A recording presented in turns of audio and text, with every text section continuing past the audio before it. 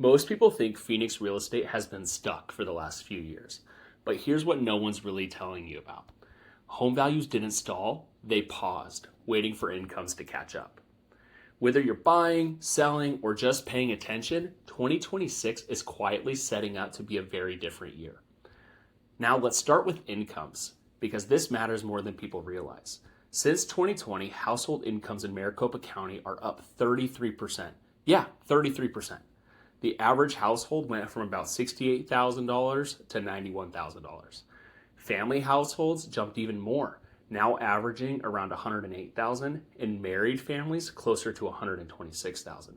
Now, why does this matter? Lenders look at about 28% of gross income as a comfortable housing payment. For many families today, that's roughly $2,500 to $3,000 per month.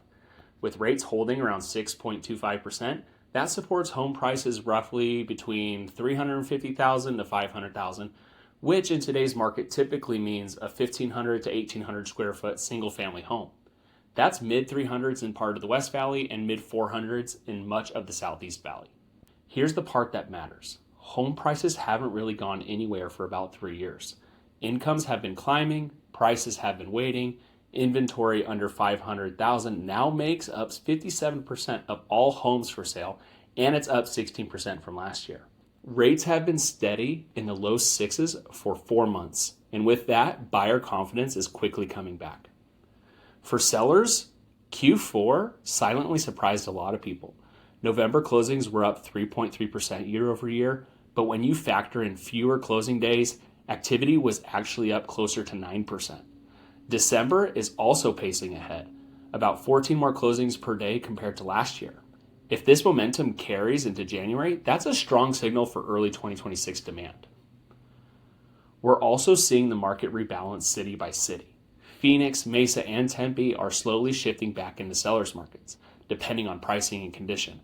Most of the Northeast Valley and Southeast Valley is now seller leaning as well. Outer areas, Queen Creek, Sun Lakes, and much of Pinal County are still buyers markets. The West Valley is mixed, with some cities balanced and others still favoring buyers. This doesn't mean prices shoot up overnight. Price growth usually lags about 6 months behind a market shift. What sellers should expect first is more showings, shorter days on market, and less pressure to reduce the price as we head into spring. Every neighborhood and every price point is behaving differently right now. If you want to understand what this means for your specific situation, let's talk.